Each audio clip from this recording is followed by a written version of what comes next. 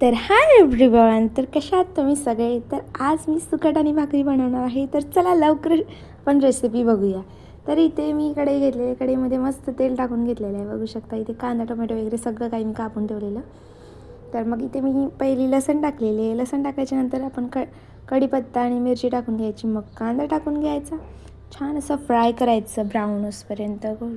तर मग इथे मी मीठ टाकलेलं छान असं मऊसूद होण्यासाठी. मग आपण टोमॅटो टाकून घेऊया, छान असं फ्राय करून घेऊया त्याला. छान फ्राय केल्याच्यानंतर इथे मी आहे ना एका दुकानात गेलेली मी, तिथे म्हणजे तिथेच हा मसाला बनतो. तर मी हा ट्रायलसाठी मसाला आणलेला, तिथे कुठून मसाला बनतो, तर मी हा ट्रायलसाठी आणलेला बघू शकता. तर इथे बघू शकता मी काय काय घेतलेलं आहे.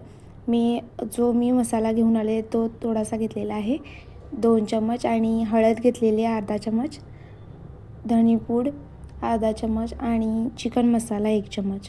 असे मस्तपैकी मसाले घेतलेले आहेत मी आणि ते टाकलेले आहेत.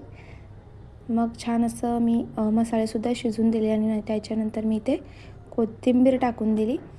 तर मसाले वगैरे फ्राय केल्याच्यानंतर कोथिंबीर टाकून घ्यायची. ते बघा मी तुम्हाला दाखवते की मला मासा आलेला छोटासा, तर ते सुद्धा मी दाखवत होते. छान असं फ्राय करून घ्यायचं बघा, मस्त असं फ्राय करून घ्यायचं आणि ते ढाकण ठेवायचं 5 मिनटं. पण पटकन थोडंसं काढायचं, कारण आपले सुकट करपूसुद्धा शकते म्हणून.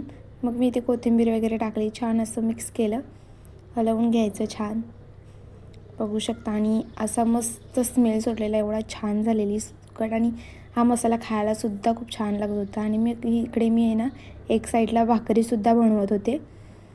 तर दोन्ही साईडला माझं काम चालूच होतं. एकीकडे मी सुकट बनवत होते, एकीकडे मी भाकरी बनवत होते. तर इथे बघू शकता तुम्ही की माझी भाकरी कशी टुंब अशी फुगलेली आहे. तर तुमची अशी फुगते का भाकरी, तर ते नक्की मला सांगा. तर मस्त भाकरी झाल्याच्या नंतर मी ते सर्व करून घेतलं. तर बघू शकता, या चला लवकर सुकट आणि भाकरी खायला.